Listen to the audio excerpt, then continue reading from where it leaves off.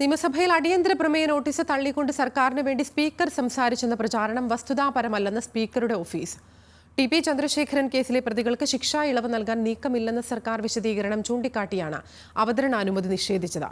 സ്പീക്കറുടെ തീരുമാനത്തിൽ ഒരു അപാകതയുമില്ലെന്നും സ്പീക്കറുടെ ഓഫീസ് അറിയിച്ചു. അങ്ങയോട് എല്ലാ ബഹുമാനവും നിലനിർത്തിക്കൊണ്ട് പറയാം. അങ്ങേക്ക് ആവശ്യമായ പരിഗണന എല്ലാ ഘട്ടത്തിലും പ്രതിപക്ഷ നേതാക്കൾക്ക് നൽകിയിട്ടുണ്ട്. അതെ, അങ്ങേക്ക് എല്ലാ ബഹുമാനവും എല്ലാ ഘട്ടത്തിലും നൽകിയിട്ടുണ്ട്. ഇതിനപ്പുറത്ത് സംസാരിക്കാൻ പറ്റില്ല. ടി.പി. ചന്ദ്രശേഖരൻ വധക്കേസിലെ പ്രതികൾക്ക് ശിക്ഷാ ഇളവ് നൽകുന്നത് സഭ നിർത്തിവെച്ച് ചർച്ച ചെയ്യണമെന്നായിരുന്നു കഴിഞ്ഞ ദിവസം അടിയന്തര പ്രമേയ നോട്ടീസിലെ പ്രതിപക്ഷത്തിന്റെ ആവശ്യം. എന്നാൽ സർക്കാർ അങ്ങനൊരു നീക്കം പോലും നടത്തുന്നില്ലെന്ന് പറഞ്ഞ് സ്പീക്കർ എ.എൻ. ഷംസീർ അവതരണാനുമതി നിഷേധിച്ചിരുന്നു. നടപടിക്രമത്തിൽ അനൌചിത്യമെന്ന് ആരോപിച്ച് പ്രതിപക്ഷ നേതാവ് സ്പീക്കർക്ക് കത്തും നൽകിയിരുന്നു. ഇതിനു പിന്നാലെയാണ് സ്പീക്കറുടെ ഓഫീസിന്റെ വിശദീകരണം.